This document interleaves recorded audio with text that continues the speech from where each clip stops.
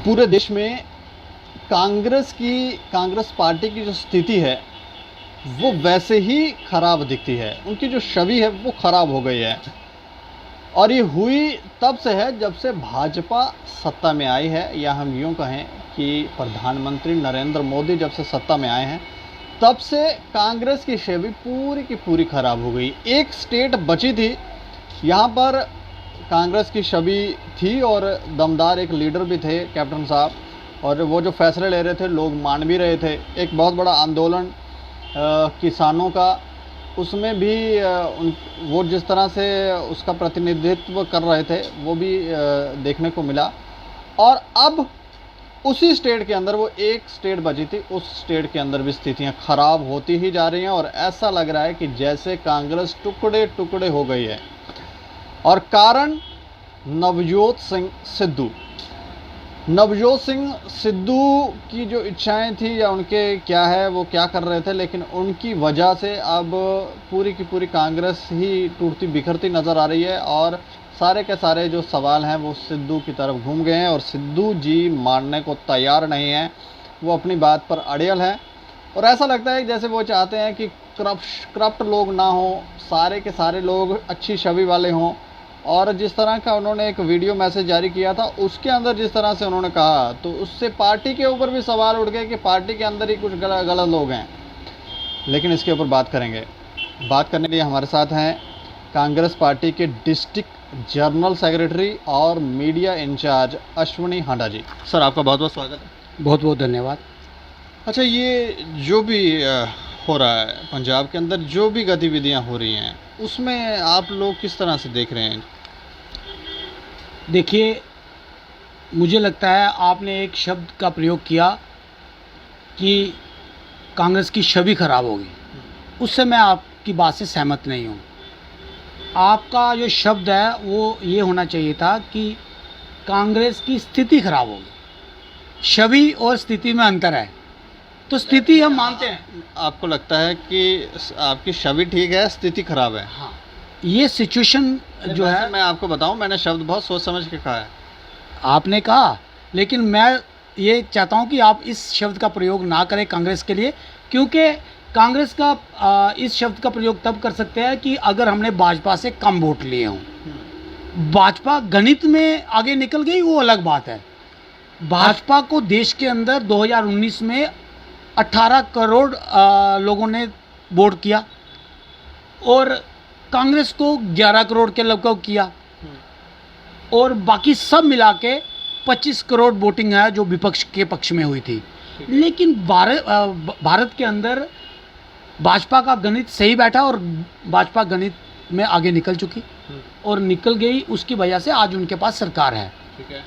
लेकिन हाँ, आपकी बात से मैं सहमत हूँ कि सिद्धू जी ने जो किया है वो ठीक नहीं किया, क्योंकि कहीं ना कहीं मुझे लगता है कि उन्होंने पार्टी हाईकमान के जो उनको जिम्मेदारी दी गई थी वो नहीं निभा पाए और वह महत्वाकांक्षी हो गए। क्योंकि वो ज़्यादा महत्वाकांक्षी हो गए, उनको लग रहा है कि ये क्रिकेट का मैच है, थोड़ा उनको लगा कि जल्दी जल्दी कुर्सी पे बैठ जाऊं। देखिए, उनको लग रहा है कि सारी चीज़ें उनको मिल जाए। अच्छा। लेकिन सियासत में ऐसा नहीं होता है। सियासत में स्वयं जो है वो सबसे बड़ी परीक्षा लेता है और स्वयं ही होना जो है और विनम्र होना जो है सबसे बड़ी सियासत की एक जो है परिभाषा है। जो आदमी सियासत में स्वयं नहीं बरतता है और तो मतलब आप भी मानते हैं कि सिद्धू दोषी हैं? सिद्धू जी महत्वाकांक्षी हैं, क्योंकि सिद्धू जी को लगता है कि एक क्रिकेट मैच के अंदर जिस तरीके से मैन ऑफ द मैच भी मिल जाता है, मैन ऑफ द सीरीज भी मिल जाता है। जो वीडियो मैसेज उन्होंने जारी किया था, उन्होंने जो बातें कही, उससे आप कितने सहमत हैं? बिल्कुल भी सहमत नहीं हूँ। अगर आपको पार्टी जिम्मेदारी देती है और आप उस जिम्मेदारी से पल्ला झाड़ लेते हैं तो इसका मतलब है कि आप कहीं ना कहीं उसके लायक नहीं थे जो आपको मिल गया और आप चाहते हैं कि आप सारा इकट्ठा कर लूँ। ऐसा संभव नहीं है। और मैं एक बात आपके माध्यम से देश को बताना चाहूँगा कि कैप्टन साहब जो हैं उन्होंने कांग्रेस को वापस लाने का काम किया था 2019 में और कैप्टन साहब जो है वो पूरे तरीके से पंजाब के अंदर अपनी सरकार ठीक से चला रहे थे और उसके साथ साथ उन्होंने जिस प्रकार किसानों के मुद्दों को पूरे देश भर में फैलाया और भाजपा के सामने एक ऐसी परिस्थिति ला खड़ी की कि भाजपा आज 10 साल हो गए हैं, भाजपा उस पर डिसीजन नहीं ले पा रही है। और अब भाजपा को लगने लगा है कि कैप्टन अमरिंदर सिंह ही उनका बेड़ा पार करेंगे, लेकिन ऐसा नहीं है। नहीं तो ये मुलाकात का जो आप बोल रहे हैं, अमित शाह जी की जो मुलाकात हुई, उससे आपको ये अनुमान लगा रहे हैं कि वो बेड़ा पार करेंगे?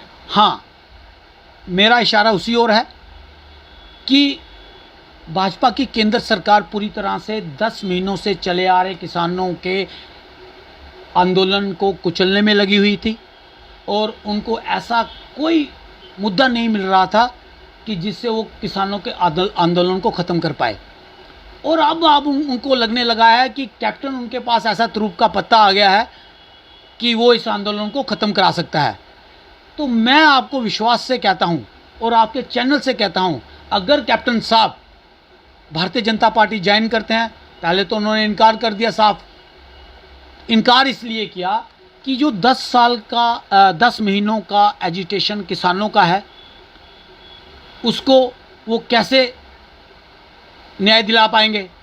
प्रश्न एक, अगर वो न्याय दिला पाते हैं तो इससे कांग्रेस के लिए इससे बड़ी बात क्या होगी कि जिस मुद्दे को कांग्रेस ने पिछले 10 महीनों से उठाया हुआ है, अगर कैप्टन साहब उन लोगों को न्याय दिला देते हैं, एमएसपी दिलवा देते हैं, जो लोग 700 किसान भाई शहीद हुए हैं उनको मुआवजा दिला देते हैं उनके परिवार को, और जो भी किसानों के मसले हैं उनको हल करा देते हैं। मतलब सीधा सीधा कह दो कि वो भाजपा में ना जाएं। नहीं, भाजपा से तो उन्होंने इनकार कर दिया क्योंकि उनको भी पता है कि किसानों को क्या जवाब देना है। नहीं, अब तो वो इनकार कर दिया, लेकिन संशय तो पैदा हुआ था कि अगर गए तो फिर क्या करेंगे, क्या जवाब? उनके पास बड़ा प्रश्न मैंने बता दिया ना कि अगर जाएंगे तो क्या वो मसला हल कर पाएंगे, क्योंकि किसानों को जो सबसे ज़्यादा प्रोटेक्शन दी वो अमरिंदर सिंह जी ने दी है। नहीं, अब सवाल तो आपकी पार्टी के ऊपर भी खड़े होने लगे हैं कि आपकी पार्टी का जो नेतृत्व है, जो दिल्ली में बैठे लीडर हैं, वो क्या कर रहे हैं कि वो भी कैप्टन को बाहर निकालने के पीछे पड़े हुए थे कि इनको बाहर निकालो, कहीं उनको अपनी कुर्सी का तो नहीं खतरा बन गया था? नहीं, इस बात से मैं सहमत नहीं हूँ कि उनको कुर्सी, देखो हाईकमान को क्या किसी से डर होगा, लेकिन इतना ज़रूर है कि वो कान जिन्होंने भरे हैं, जिन्होंने पंजाब से जाकर दिल्ली में ये कहा कि पंजाब की स्थितियाँ ख़राब हैं, पंजाब का माहौल ख़राब है, पंजाब के लोग जो हैं कांग्रेस के ख़िलाफ़ हैं, और जब ये लगा कांग्रेस हाईकमान को कि वाकई में ऐसा हो रहा है तो उनको लगा कि ठीक है सिद्धू जी आप ही जिम्मेवारी ले लो, और कांग्रेस उन लोगों का जो बोल रहे हैं कि कांग्रेस का माहौल ख़राब है उसको ठीक करो। जब सिद्धू जी को ये जिम्मेदारी दी तो सिद्धू जी तो आपको पता है सीधे सीधे इनकार कर गए। महत्वाकांक्षी जो है वो आदमी को लालच जो है वो हमेशा उल्टा पड़ता है, और आज यही हुआ है कि सिद्धू जी को लालच जो है वो उल्टा पड़ा है, और इसका सीधा नुकसान कांग्रेस पार्टी को और किसी को नहीं है।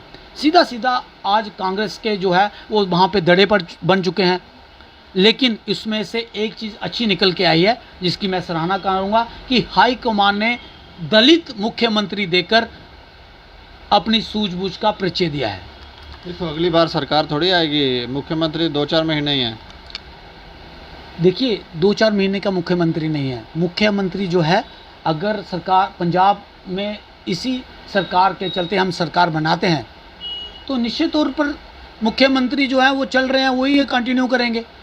तो यही डर जो है वो सिद्धू जी को सता गया कि अगर चन्नी जी, आपको भी लगता है कि वो सीएम बनना चाह रहे थे सिद्धू साहब? उन्होंने तो ये कहा था कि मुझे सीएम बना दो, और ये लड़ाई जो है वो सीएम को लेकर ही है।